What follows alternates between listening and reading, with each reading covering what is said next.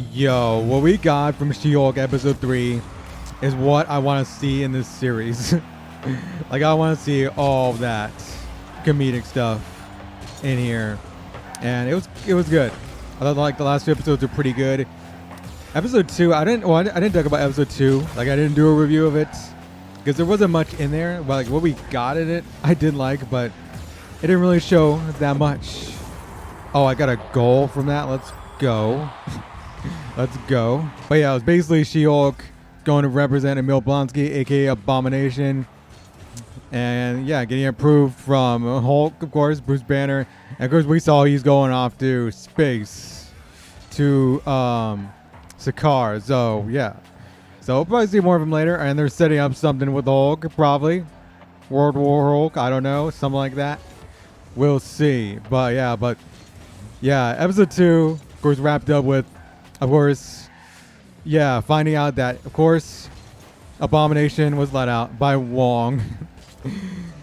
And yeah, so I was kind of wondering, are they gonna bring that in? And they did. Of course, with like that scene from Shang-Chi. So yeah, so this episode, they have to confront that, and of course, Wong is in the episode.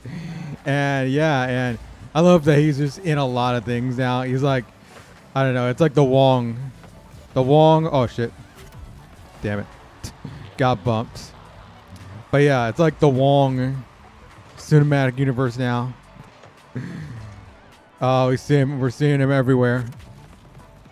But it was cool seeing him in this episode. And he brought a little bit of that comedic charm to this episode, where he's like, he comes in late to like the trial, not the trial, but like the hearing, Emil's hearing, where they have to like talk about him escaping. And of course, like Wong, they say Wong at the end, of course.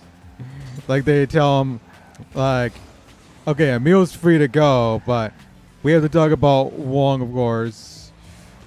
Like, you helped a convict get out of prison, and that is a crime, so you have to pay for it. And he just says, I'm out. I'm Sorcerer Supreme, I'm out. And like he was talking about, like, when he was talking in Jennifer Walters' office about that, about like trying to get off on that, and him being the Sorcerer Supreme, him saying like, I'm Sorcerer Supreme, so I'm like, it's all good, just let him free. But yeah, I thought that was cool. Like, he doesn't really pay attention how the court system really works, I guess. But yeah, Emil Blonsky is now a free man, so yeah, we'll see. Thunderbolts come into play. Will we see the Thunderbolts come into play? I mean, they say he's not allowed to turn into Abomination, or he's gonna go back to prison. So hey, they'll put some conflict in it. Hey, there's a goal. But yeah, they'll put some conflict if he's gonna join the Thunderbolts. But yeah, nice seeing Tim Roth. And of course, like, I love that, like, Emil Blonsky in it. Him, like, at his hearing, he doesn't sound very genuine. Like, he's just thinking of all the adjectives he can think of to try to make himself sound like he's, like, very, like, remorseful of his actions. I thought that was pretty cool. I love the third wall breaking, of course. Or no, the fourth wall breaking. Third wall breaking.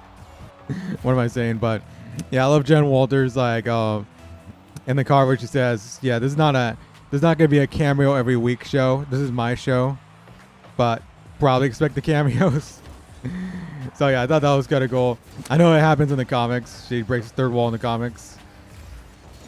But yeah, that's pretty cool. And then later in the episode, when she's talking about, when they're like in like the bar, talking about the other case, of course, where what's that dude's name? I don't even know his name. The other lawyer. He's representing what's his name? That douchebag. The douchebag got like tricked by one of the Asgardian elf who he thought was Meg the Stallion or Megan the Stallion. I don't know. Do people call her Meg? I think people call her Meg, right? So yeah, but that was pretty funny. That was pretty funny, and I love how like the on that fourth wall break, she says, connecting A and B stories together. And with that elf, of course, impersonating the lawyer. Well, they're both lawyers, but impersonating both of them. Kind of tricked me at first until I realized, oh yeah, she's a shapeshifter. But yeah, and she, of course, impersonating the judge. And also telling the court or telling the judge, Asgard is not a place, it's a people. Oh yeah, how about that montage of all the, like, the douchebags talking about complaining about like a woman Hulk, just as we've been seeing over the past couple weeks with She-Hulk, the show coming out. It's like they knew. It's like they knew that was gonna happen. I mean, of course they knew. But I bet that triggered a lot of people. But I love that they went all in with that. They're pulling no punches here. They are making fun of these toxic men, toxic men who are all like, "Oh yeah, Marvel's going woke just because a woman's a hero, just because they got a woman hero show." I think the tone of the show is so good right now. This is the kind of show I want, and I want it to be filled with more stuff because I did like the episode before the scores, but I said it wasn't that much to it, I guess. Like, it wasn't, like, there wasn't enough, I guess, in it for me to really do a review of it, but I've been liking it so far. And of course, gotta talk about the post credits. Yo, She-Hulk twerking with Megan Thee Stallion. I'm like, yo, yeah. Yeah, come on, baby.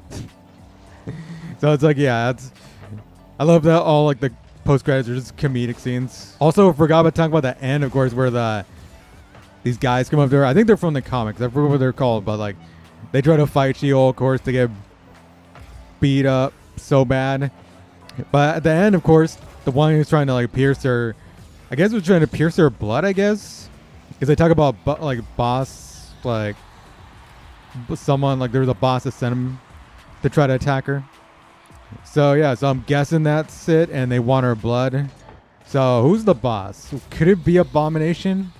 Could he be the actual, like, could he be kind of a villain towards the end of this show? So I'm gonna wonder who that could be. And also Daredevil, of course, coming into the like show. Maybe next week, I don't know. Yeah, some stuff to look forward to in the show. I mean, yeah, of course, like the tone is good, but they're not taking the show too seriously, and that's what I like about it. It's just like, yeah, this is a fun show to watch. I don't think they're trying to make it like anything like, I don't know, anything. It's not. They're not trying to make it anything deep. But I am liking it. It was a good episode. I thought it was a good episode. Looking forward to the rest of the series. Hopefully, it can escalate in a good way and be a fun series to watch all the way through. So yeah, tell me your thoughts on She-Hulk episode 3 and 2. Hit that like button, hit that sub button. I'll see y'all later. Rebel out.